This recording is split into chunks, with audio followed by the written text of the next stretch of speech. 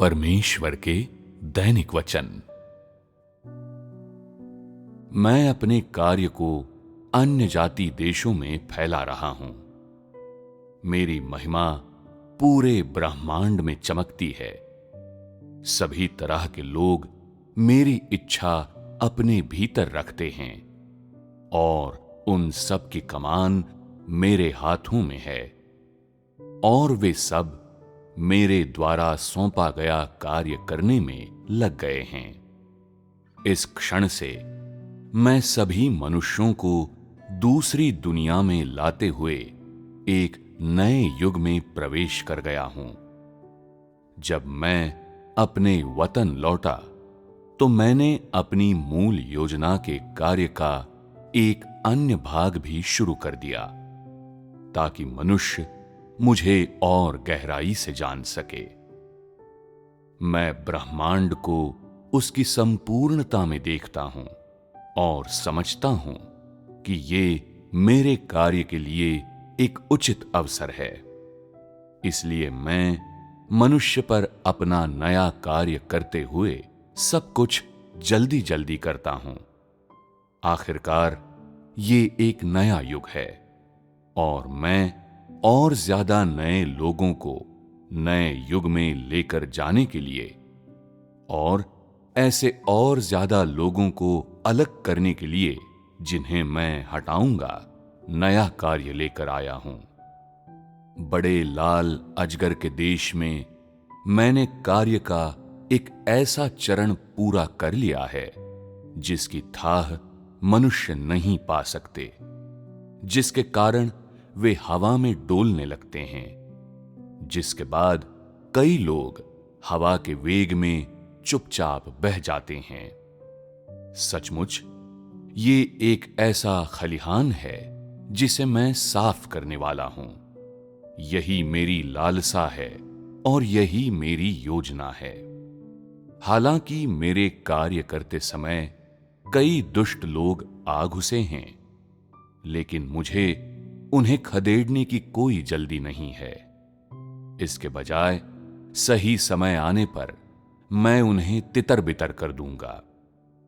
केवल इसके बाद ही मैं जीवन का सोता बनूंगा और जो लोग मुझसे सच में प्रेम करते हैं उन्हें अपने से अंजीर के पेड़ का फल और कुमुदिनी की सुगंध प्राप्त करने दूंगा।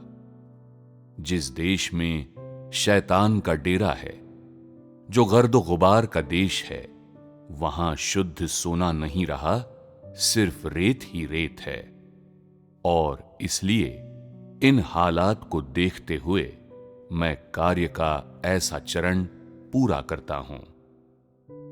तुम्हें पता होना चाहिए कि मैं जो प्राप्त करता हूं वो रेत नहीं, शुद्ध परिष्कृत सोना है।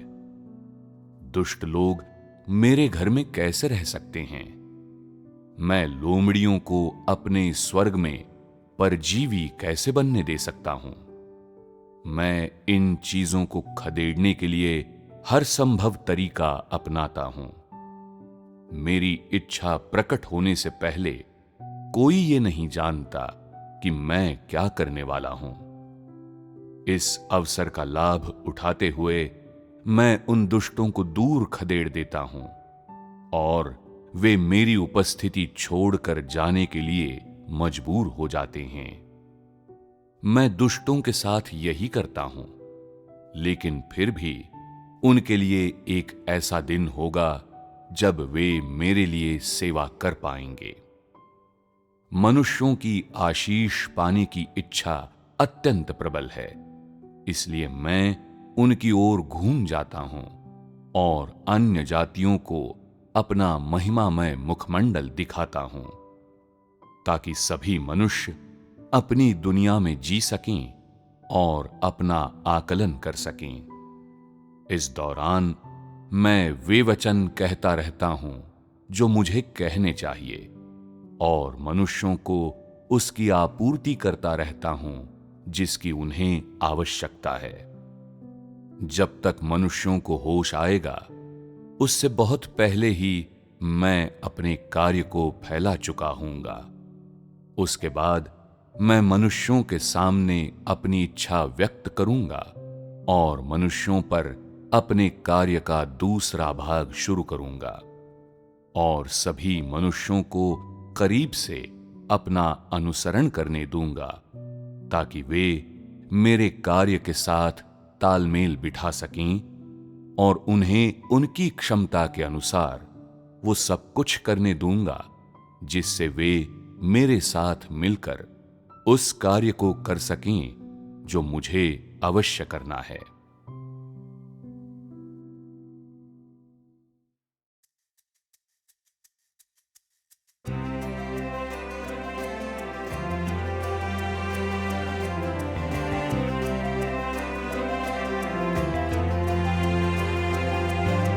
परमेश्वर का कार्य राह दिखाता है पूरी कायनात को। चमकती है सीधे बिजली पूरब से पश्चिम को। फैलाता है अन्य देशों में अपना कार्य परमेश्वर। चमकती है उसकी महिमा पूरी कायनात पर। उसकी इच्छा समाहित है फैले लोगों में। सब कर रहे हैं नियत कामों को उसके हाथ के इशारों पर। प्रवेश किया है उसने अब एक नए युग में। ला रहा है इंसानों को दूसरे युग में। आखिरकार नया युग है ये और परमेश्वर लाया है नया कार्य और नए लोगों को ले जाने नए युग में। और जिन्हें हटाएगा उन्हें दरकिनार करने। आखिरकार नया युग है ये। आखिरकार नया युग है ये।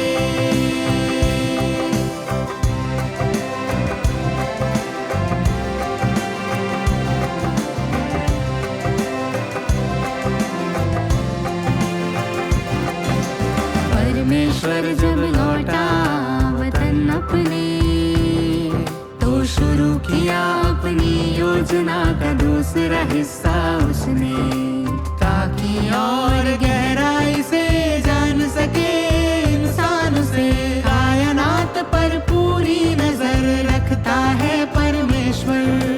अपने कार्य को करने का सही समय देखता है परमेश्वर।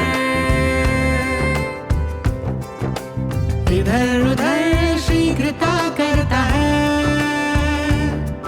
इंसान पर अपना नया कार्य करता है परमेश्वर।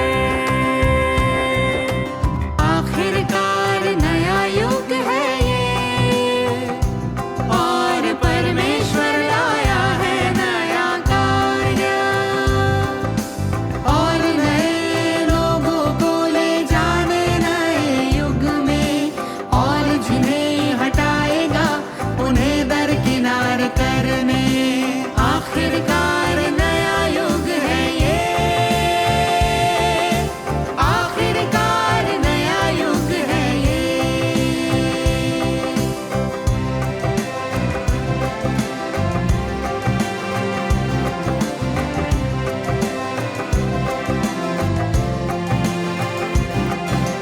बड़ी लालच करके देश में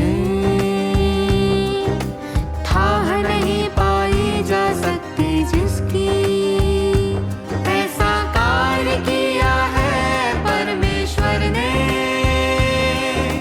लहराएंगे जिससे इंसान हवाओं में। बहुतेरे खामोशी से दूर चले जाएंगे हवा के बहाव में। इस खलिहान को